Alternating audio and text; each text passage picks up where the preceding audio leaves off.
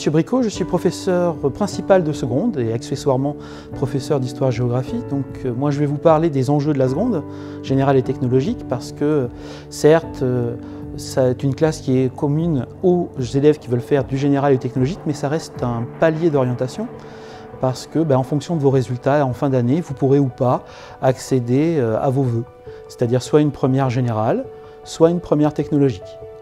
Tout en sachant que certaines premières technologiques sont presque plus difficiles à avoir que des premières générales parce qu'elles sont contingentées, comme la première ST2S par exemple que nous avons au lycée. Premièrement, au lycée, on a quand même beaucoup plus de liberté, plus d'autonomie, sur tout ce qui est par exemple, dès que vous avez un trou entre deux cours, vous pouvez soit réviser vos cours, sortir. Ça, cette option n'était pas là au collège. Après, quand même, scolairement, ça reste plus ou moins la même chose avec plus d'approfondissement dans certains cours, dans les devoirs, les travaux à rendre, tout ce qui est travaux à faire à la maison. Il faudra quand même s'y investir plus et surtout prendre beaucoup d'avance sur les devoirs parce que beaucoup se feront avoir sur ça et n'arrivent pas à rendre les travaux à l'heure. Les classes sont très bien diversifiées quand vous rentrerez en seconde parce que vous pouvez rencontrer plein de gens, mais vous avez aussi des visages familiers de votre ancien collège. Il y a plusieurs salles informatiques, des salles spécialisées pour les sciences, avec beaucoup de matériel aussi scientifique. Il faut quand même très bien travailler les matières parce que, par exemple, moi j'ai des difficultés en maths et donc je suis obligée de bien apprendre. La plupart des élèves arrivent à trouver leur voie. Par contre, beaucoup ont peut-être changé en cours d'année de vœux, mais ce n'est pas grave, vous êtes jeune, vous avez le temps pour ça. Donc dites-vous que vous êtes dans une classe qui vous laisse encore beaucoup de portes ouvertes et donc il faut en profiter, mais s'engager. Parce que c'est par un travail personnel que vous réussirez votre seconde générale et technologique.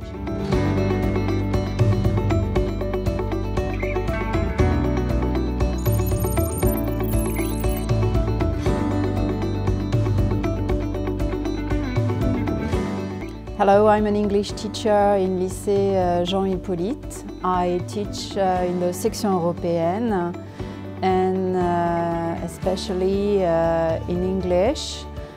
We have 3 European sections in this lycée, Spanish and mathematics, English and mathematics, and English and history and geography.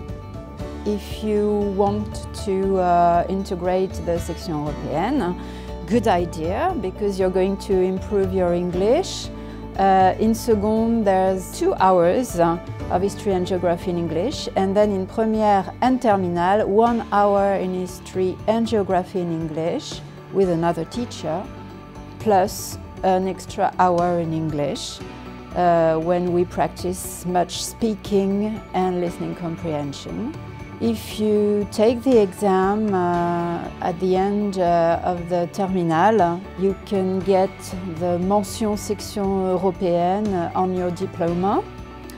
And if you chose to study in section européenne, you will have the opportunity to take a certification in English, the Cambridge English Certification, which gives you, which confirms that you have the level B2 on a European point of view. The students who can come to this section européenne are students with a good English level. They must enjoy speaking and communicating in English.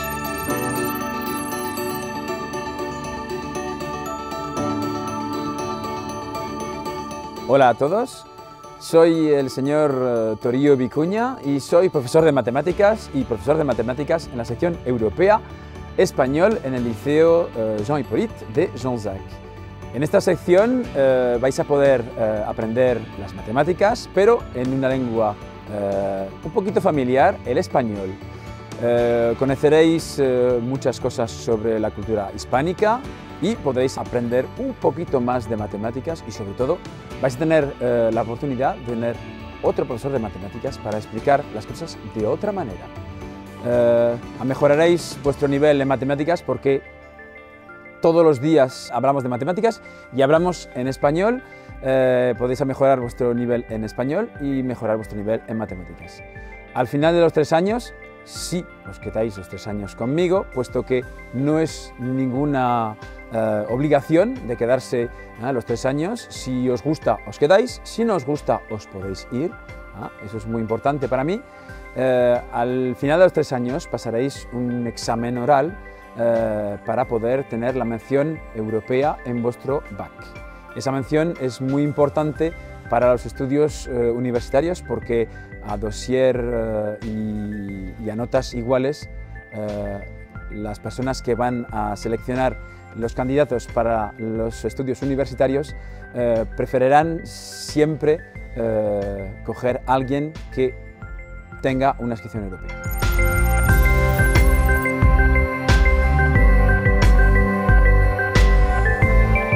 Buongiorno a tutti, benvenuti ad una lezione di italiano. Oggi vedremo degli alunni del liceo Jean Hippolyte che parlano italiano, che studiano italiano. Ma prima di vedere gli alunni all'opera, vediamo quali sono i vantaggi per iscriversi a un corso di italiano a Jean Hippolyte. Primo vantaggio: i ragazzi sono in piccolo gruppo e dunque migliorano velocemente il loro livello di lingua, e grazie a questo alla fine della terminale hanno più o meno lo stesso livello dei ragazzi che studiano in tedesco o spagnolo. Poi, secondo vantaggio, le attività extrascolastiche sono numerose. Per esempio abbiamo uno scambio con un liceo della regione di Venezia e poi anche diverse attività con altri licei, come per esempio il Festival del Cinema Italiano a Angoulême. E infine, dall'anno prossimo sarà possibile avere una certificazione in italiano, una certificazione che è rilasciata dalla Università di Perugia e che potrà essere scritta su qualsiasi curriculum e presentata a un prossimo datore di lavoro. Quindi venite numerosi l'anno prossimo per studiare l'italiano. Vi aspetto. A presto.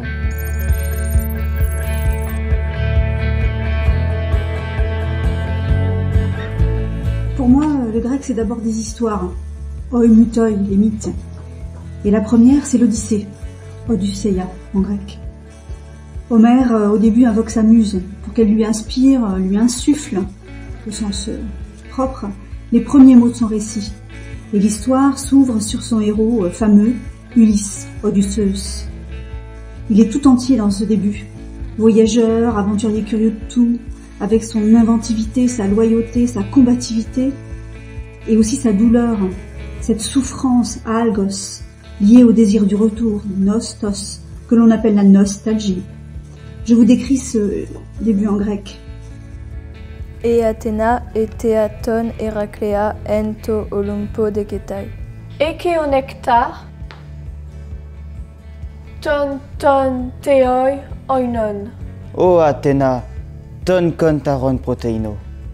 Rentrée 2021, le grec ancien fait son apparition au lycée Jean Hippolyte de Jonzac. À quel point je suis heureuse de l'y accueillir, je ne saurais le dire, pour tout ce qui va apporter aux élèves en termes de culture, en termes bien sûr de maîtrise de la langue française, mais aussi de vision, de conception et de réaction face au monde qui nous entoure et qui doit tant à l'héritage grec.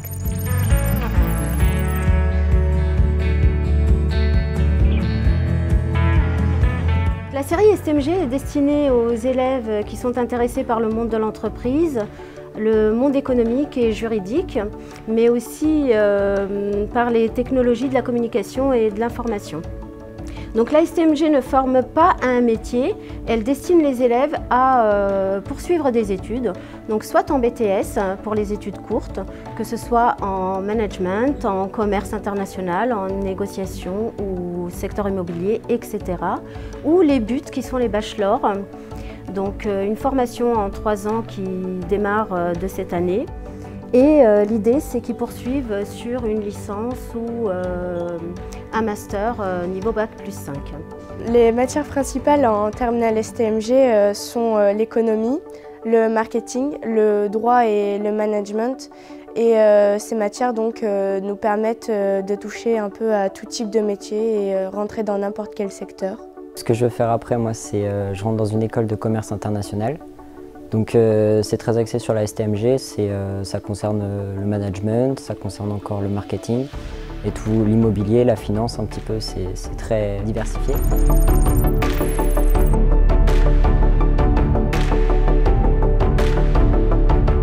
Le bac ST2S, Sciences et techniques de la santé et du social, c'est un baccalauréat destiné à des élèves qui, à partir de la seconde jusqu'en terminale, souhaitent s'intéresser à des questions paramédicales, médicales et sociales.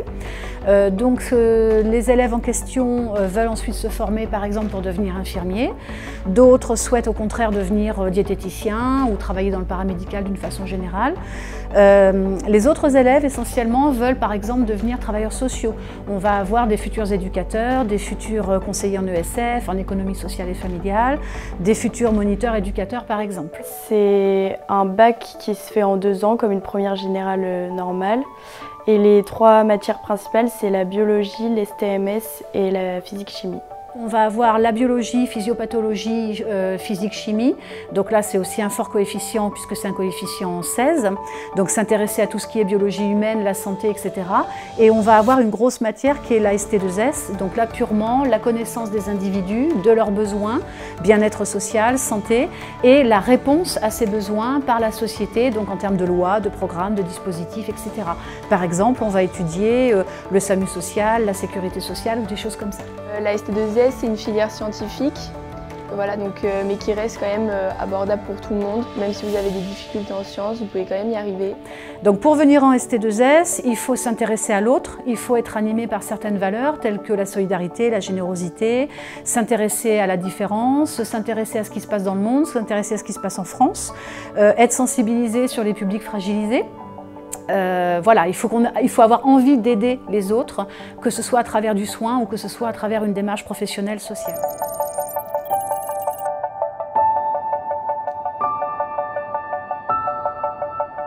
Le baccalauréat accompagnement soins et services à la personne est un bac pro qui va former des futurs professionnels de l'aide à la personne. Les professionnels pourront intervenir ensuite aussi bien auprès d'enfants, de personnes en situation de handicap ou de personnes âgées pour les accompagner dans les actes de la vie quotidienne, mais aussi les accompagner dans le maintien de la vie relationnelle et sociale. Cette formation se déroule en 3 années au lycée avec 22 semaines de période de formation en milieu professionnel qui vont être réparties sur les 3 années. Elle comprend bien sûr des cours d'enseignement général, du français, des maths, de l'anglais, de l'histoire-géographie ou encore de l'EPS, mais beaucoup de matières professionnelles également qui vont permettre de développer les compétences attendues pour des futurs professionnels. On va retrouver donc des soins d'hygiène et de confort, de l'ergonomie, ce qu'on appelle aussi l'ergonomie, comme les soins d'hygiène auprès de l'enfant, l'échange de bébé, les réfections de lit par exemple. On va retrouver également des techniques de service à l'usager, avec la préparation et le service de collation, mais aussi de l'entretien des locaux, ou encore des techniques d'animation. Les professionnels, enfin les futurs professionnels titulaires de ce bac pro pourront, selon l'option choisie pour la partie domicile, donc travailler dans des associations d'aide à domicile. Et pour ceux qui auront choisi l'option en structure, donc la deuxième option du bac pro que nous préparons aussi à Jonzac, ils pourront travailler donc en milieu hospitalier ou dans les établissements d'hébergement pour personnes âgées dépendantes par exemple.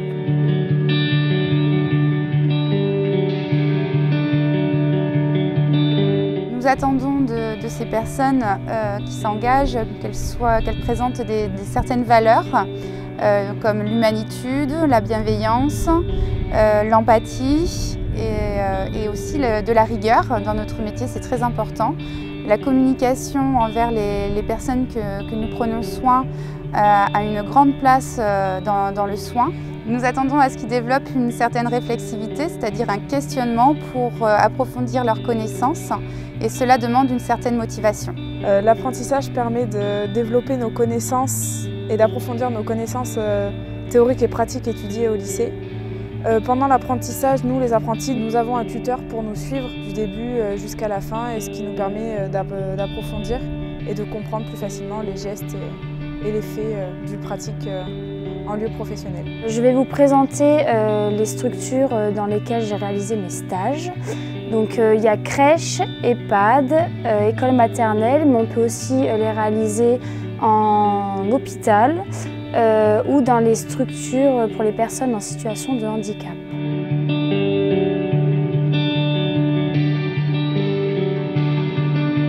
Bonjour, je suis Céline Baudon, cadre de secteur à l'AEM de Mirambeau. L'association d'entraide multiple est une association d'aide à domicile dont le siège social est à Mirambeau. L'aide à domicile doit avoir deux types de compétences. Des compétences techniques, donc des compétences que vous allez acquérir en formation, mais vous devez également avoir des capacités comportementales. À savoir, vous devez être ponctuel, vous devez être discret, vous devez donc avoir une attitude professionnelle, c'est-à-dire avoir une position professionnelle. Ne pas être trop dans l'affect, mais ne pas être trop dans la technicité non plus. Voilà, vous devez être mobile, ça c'est un élément essentiel, hein, vous devez avoir le permis de conduire. C'est un métier exigeant aussi en termes de capacité à s'adapter, puisque vous intervenez donc au domicile des particuliers, vous changez de maison toutes les heures pratiquement. L'AEM accueille très régulièrement des stagiaires, et notamment des stagiaires qui viennent du lycée Jean-Hippolyte de Jonzac. Voilà, donc vous êtes bien entendu les bienvenus. Nous avons besoin sur le terrain de personnel qui viennent en aide aux personnes vulnérables. Donc c'est un secteur d'activité qui recrute et qui recrutera voilà, tout le temps. J'ai choisi ce bac professionnel car tout d'abord on a plusieurs heures de pratique, donc DTP, et ensuite car on est réellement inséré dans le milieu professionnel.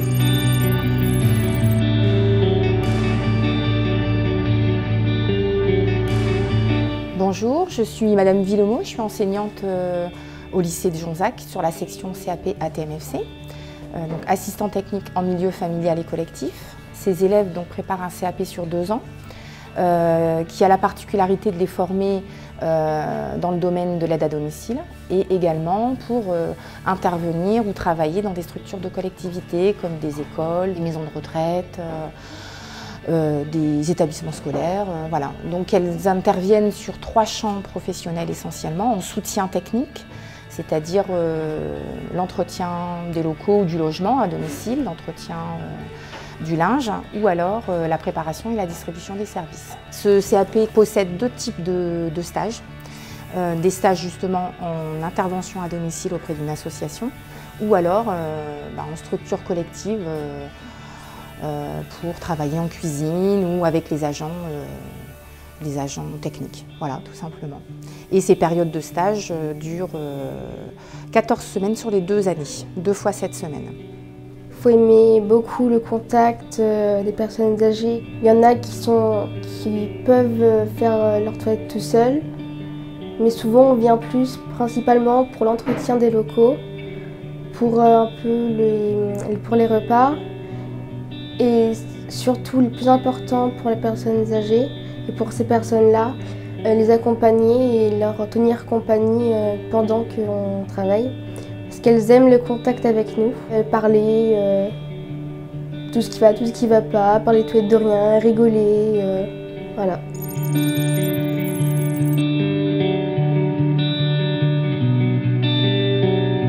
Ce CAP a été ouvert à la rentrée 2020 en remplacement du CAP agent polyvalent de restauration.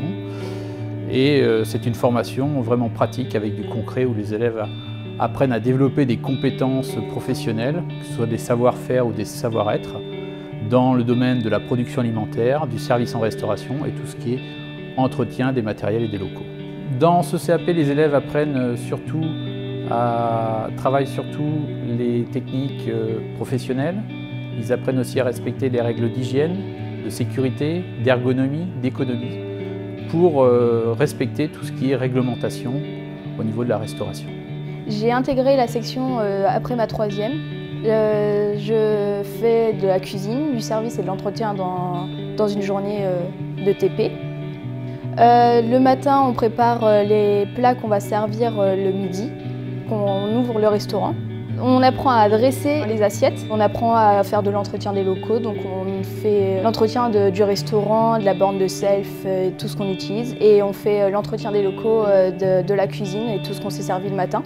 Concernant les stages qu'on appelle période de formation en milieu professionnel, ils sont de 14 semaines répartis sur les 2 ans, en alternant la première année de la cuisine collective et de la cuisine, on va dire, commerciale. Les secteurs d'activité de ce CAP sont la restauration collective, les cafétérias, les restaurants libre-service et tout ce qui est assimilé à de la restauration rapide, comme les sandwicheries, les fast-foods, les crêperies, les saladeries, etc.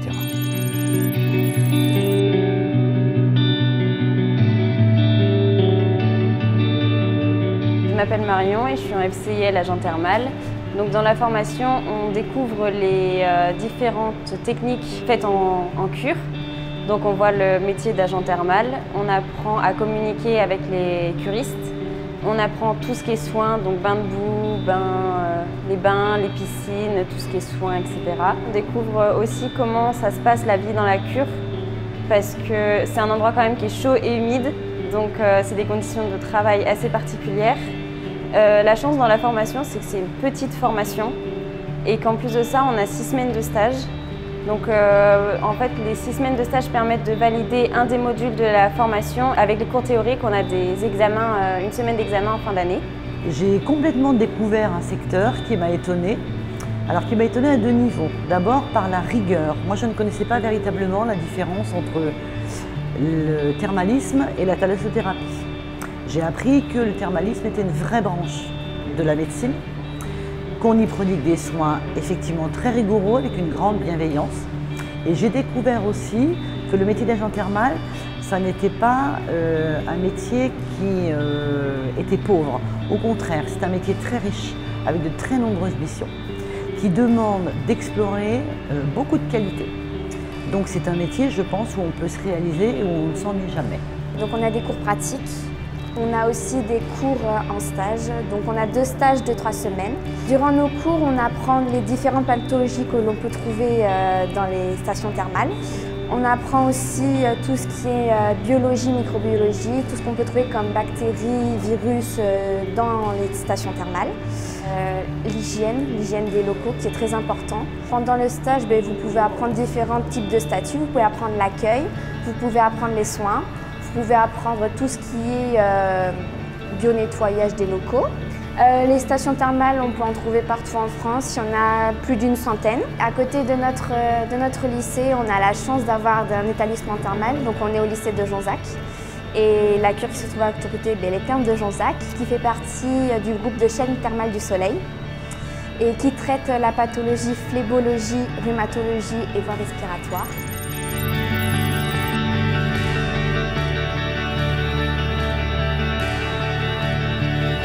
Un diététicien, c'est un professionnel de santé qui va donner des conseils à des patients atteints de troubles nutritionnels ou de troubles métaboliques en partant d'un diagnostic diététique et en donnant des conseils et une éducation appropriée. Dans le BTS diététique, on va étudier nutrition-alimentation, qui est un peu la matière de la connaissance des aliments. On va étudier également biochimie, physiologie, le fonctionnement de l'organisme, tout ça. On va avoir de la microbiologie également, les virus, les agents pathogènes. Et après ces matières théoriques, on a également une matière pratique qui s'appelle atelier technologique d'alimentation. C'est tout simplement de la cuisine. On va transformer les aliments, par exemple réaliser une mousse au chocolat avec du jus de pois chiche au lieu des blancs d'œufs. Il y a des recettes à apprendre. Il y a des bons de commande à réaliser, c'est-à-dire des matières premières, comme une liste de courses tout simplement. On a des fiches hygiène. Du coup, en 2e année, on a des cours de physiopathologie. Donc on a étudié les différentes causes de plusieurs maladies. En régime, on voit comment adapter l'alimentation du coup à ces différents types de pathologies, comme par exemple l'obésité, le diabète, les insuffisances cardiaques, les choses comme ça.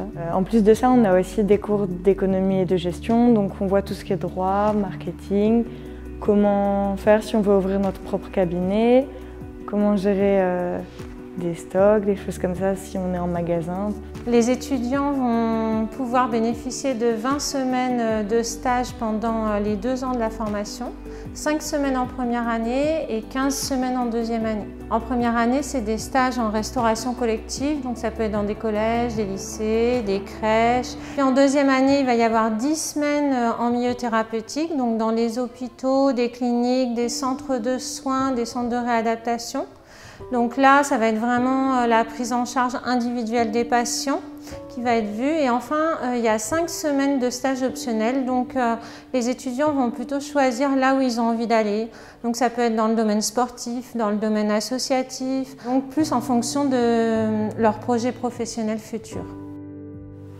Voilà, pour terminer, j'espère que cette petite vidéo présentative vous aura plu, vous aura aidé à faire votre choix et on espère vous voir l'année prochaine.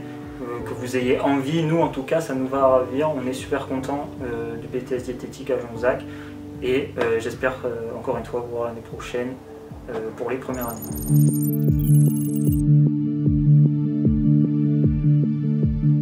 Je m'appelle Cassandra, je fais partie de l'équipe de la vie scolaire du lycée Jean-Hippolyte. La vie scolaire, c'est le lieu où on vient à chaque fois qu'on ne sait pas dans quelle classe on est. C'est pour savoir les absences des professeurs. Voilà, chaque fois qu'il y a un souci, il faut venir à la vie scolaire. On a ensuite la maison des lycéens qui est une association, c'est un foyer. C'est une association à laquelle on adhère, c'est 10 € à l'année. Ça permet de donner accès à la salle de musique où il y a plusieurs instruments, etc. Ça permet aussi aux internes de pouvoir faire des sorties à prix réduit quand c'est possible. On peut venir ici dès qu'on n'a pas cours, se poser, faire un billard, un baby-foot.